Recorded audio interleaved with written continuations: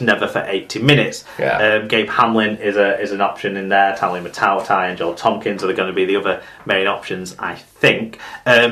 Potentially a move into the halves with more leadership responsibility for Sam Tompkins. I think that might be the difference maker. I think he's got a strong kicking game, a strong organisational game, a brilliant instinct for rugby league, a brilliant brain for rugby league. So he's my key man, like he is yours. Josh Ganson is my rising star. I think the hooker position, if Sam Tompkins doesn't play 6 or 7, will be between Luluai and Ganson, maybe. Ganson is a very talented kid. So there's my Wigan predictions. Okay, as you might expect, there are plenty of Wigan fans getting in touch with us. Christmas says to win at least one trophy and to play better rugby league than 2017 for this season. Andy Barden starts his Wigan prediction with suggesting that Mike Grady will get the Crusaders in the playoff positions. Wigan to get to the grand final, though, is his prediction. There you go. Gary Ormiston says, I expect an injury-free-ish season. Wigan are a match for anyone 1 to 17. Andy Curry says, no injuries, back to the top. There you go. John Cassidy Esquire. Wait till you see us say what. Fair enough. It says top 4 finish, losing the semis, an awful draw in the cup, and losing the quarterfinals to Cass. Cass has he's realistic, if nothing else. Cass has actually suggested he might guest host a few times, so good on him, yeah. That could be good bants. Rob Ainscoe, he said, I think we will finish second behind Saints, but win both the Challenge Cup and the Grand Final. I think they will want to prove a lot of doubters wrong. I also think Sam Tompkins will have the best year in his career with a full pre-season and a point to prove for not being selected for the World Cup. There you go. Matt Hardiker says, make the Super 8s struggle against big clubs. Sean Lawless from Wigan Fan TV, he says, I expect everything like every other Wigan fan, and hell, if they don't win every game, we will riot. But in all seriousness, a top 4 finish and a Super League Grand Final victory over St Helens. There you go. Lynn, me and Sean on the same page. That's why I can't go on too often, because we agree on everything. Oh no, bromance in the offing. Lynn, I presume, has taken time off from working with Alan Partridge to say that more entertaining rugby that you want to watch every week. Yeah, John Murray, he expects another poor season and Sean Wayne to get sacked. There you go. Peter Jackson says hopefully we won't be as blighted with injury this year, but with Mickey Mackingale's gone, the boys are going to have to knuckle down. Top 4 for us, but sadly not expecting silverware again. Ricardo Shilly-Shally expects Wigan to play champagne rugby this season. Does he really? Yeah. Andrew Carter, I think that's a pseudonym. I suspect I know Ricardo is from Wigan forums, but he's not a regular. I think it's Rich Wilkinson. Okay. Andrew Carter says 6th place for Wigan. Tony Roscoe says struggle to play everyone where they want to play is what he thinks is going to happen this year. Mary from Wigan expects to see more open attacking rugby. John Goodall says think we will have a bad run with the Cup, but Old Trafford is calling. And finally Jeff Partington says top 4 there or thereabouts for the Challenge Cup and the Grand Final. Mary from Wigan is my favourite name out of those. Reader say what on the blog? Oh, brilliant. Miserable. Oh, dear. We're all doomed. Oh, God. Fair enough. So that takes us on, then, Mark, to the team that finished above Wigan last season. No spoilers. Wakefield Trinity. As I say, 5th last season, and then 5th in the qualifiers and made it to the quarterfinals. Sorry, it was the Super 8s, they were not the qualifiers. Of the Cup, yeah, the Super 8s, I do apologise. Relatively stable in the off-season. Lost of Adam Walker, unsurprisingly. He has been banned alongside Rangi Chase. Ash Gibson went to Bradford. Sam Williams has moved to Canberra Raiders. Mitchell Allgood has gone to the St George Illawarra Dragons. Mikey Seo has gone to Halifax, and Judah Maziv has joined the York City Knights. While coming in, Jordan Baldwinson from Leeds, Justin Horror from the Catalan Dragons, Paulie from the Newcastle Knights, and Rocky Ryan Hampshire from the Leigh Centurions. What do you reckon to Wakefield Trinity this year, Mark? Well, I think a lot of people expect them to continue rising, but I'm not sure where to go with Wakey this year. They've added some more forwards. I think that definitely improves their pack depth, and it was a pack that already went pretty well last year, so I think that's a real promising. They do have some real try-scoring threats too in that squad, and Tom Johnson back fit is good. I think they have a real threat at hooker with Tyler Randall being added to Kyle Wood, although with him being named 13 in the squad numbers, bit put off by that for Tyler Randall. But Kyle Wood went reasonably well last year, I thought. Brian Davies disagreed throughout the season. I think they lack serious depth in one very, very crucial position, the halfbacks. Now, if even Miller, who's had a few injuries, and Finn, who's very old, 34. He's even older than me. I wouldn't say he was very old. I'd say he's in the autumn of his career. If either of those two get injured or lose form, I'm not sure they have an option that can keep them as going as well as Sam Williams was able to fill in last year in 2017. And Rocky Hampshire, for me, is no one's answer at halfback, unfortunately. Although maybe playing for his town club on a one-year deal, prove-it style, he might be more determined. So. But yeah, that's why I can't see them making that step up into the top 4. I've got them finishing 7th and maybe a cup run to the quarters. Maybe beyond if they have a good draw. I do think that pack is going to be pretty threatening, but I think there's some mistakes in that back 5 that are going to be an issue, and the depth at halfback is a concern. The key man for me is Jacob Miller. Keep him fit, he will keep them ticking. Rising star, I've gone this time with James Batchelor. He's got a bit of competition for places in that back row with some of the depth they've got, but I think each year we see another member of that Wakefield kind of production line stepping up at that stage of that 18, 19, 28 range, stepping up.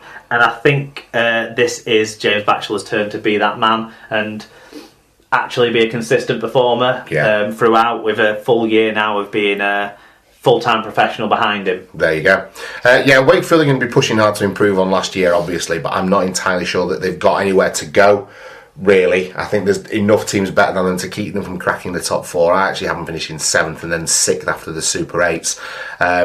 Although I do think that they could do very well in the Cup. They're my losing finalists for the Cup. I like Wakefield. Wakefield might just normally be my team this year because they do a lot of things that I really enjoy. They have big Antipodean prop forwards galore. It was good enough when they had David Fafita, but now they've got Paulie in there. Just your 6'5" of 125 kilograms of South Sea muscle, mate. I think he's the heaviest player in Super League. Well, there you go. So I'm looking forward, if nothing else, to watching his first few carries in Super League. So they've got an exciting, dynamic pack. Again, I think halfback is going to be where they struggle, where they translate that platform into points. Yeah. For the back, I mean, Scott Griggs can do a decent job for them. I like Tom Johnson and Ben Jones-Bishop. They've got some real pace. Mason Caton-Brown can come in nominally a centre, but does a very, very good job on the wing. Gets tries in either position there. And of course, young Max Jowett as well is highly rated for them at fullback. So they've got the ability to score points if someone's getting the ball to them and distributing it quick enough. I just don't know that they'll be consistent enough in the halves to do that. But I am looking forward to watching them play. Look, if they can stay injury-free and find some consistent form, they're a threat to anybody, particularly at Bellevue. The only other question mark I have... it's got a new name. What's he called now? I don't even know. I can't remember. Let's call it Bellevue to save arguments. But I'll look that up. Yeah. But the only other question mark in mind is it's Chris Chester's year without the stabilisers on now, isn't it? So can he pedal the bike on his own, or is he going to miss the experience of John Keir? I think Chris Chester's a very, very talented coach, but when he's done it on his own, he struggled at Hull KR, didn't he? So we'll see how he gets on with this group of players. But like I say, there's a lot to look forward to watching Wakefield play. Just want to make sure that they stay fit and try and find some form and get a half-back partnership that's firing and working, and they could do better than I've predicted. But I'm going to say 7th and then 6th for Wakefield, Mark. Fair enough. They are going to be playing at wait for it. The Mobile Rocket Stadium. No, they're playing at Bellevue. I would not call it the Mobile Rocket. That sounds like they raffled it off. That sounds like where Kabul RLFC might play. Jesus wet. So people have been getting in touch with us though about this one. The Wakey White said he's expecting big things from Wakefield this season. They were within a gnat's cock air of making the top 4 last time, and have only improved since. Their props are now Fafita, Paulie, England, Horrow, Hubie, Baldwinson, Keegan Hurst, and reinforcements in the halves, and the same lightning back line we had last year with Tommy Johnson back. 4th place to finish for him behind Saints, Leeds and Cass. So better than Hull and Warrington and Wigan this year. They were better than Wigan and Warrington last year. Can't knock you for that, can you? Yeah. Jill Harpin, defo in the top 4 this year, so a lot of confidence around the Mobile Rocket. There you go, short and sweet. Right, which takes us to your second favourite team, Mark, the St Helens side. What do you have to tell us about them. Or is it my turn? No, it's me. Well, not a lot of squad turnover. No. They only brought in James Bentley, the young lad from the Bradford Bulls. They've only really lost Tommy Lee to Hull KR and Matty Fleming, who was back up in the centres, to London Broncos. Last season, of course, in the regular season they finished 6th, but they had a brilliant run of it in the Super 8s, ended in 4th, missed out on the grand final by a drop goal in extra time, and didn't do out in the cup, but that was when they were rubbish still. So what do you think is going to happen for them this year? I think they're going to win it, Mark. I absolutely think they're going to win it. I am really, really enthused by what St Helens could potentially achieve this season. Justin Holbrook has done something to that team when he came in, and they were like, to paraphrase Wakey White, they were within a gnat's cock hair of getting to the grand final, and I for one personally feel that they would have made a much better fist of it than the Castleford Tigers went on to do. However, blame Zach for that. I do blame. Well, there you go. It's not like, well, to be fair, St Helens have got their own mischievous fullback now to contend with. So we'll talk about that in a second. I've got them finishing first. I've got them winning the grand final. I've got them getting to the semi-finals of the cup. 1-13. This is a very, very strong side, and they've got some serious quality in depth as well.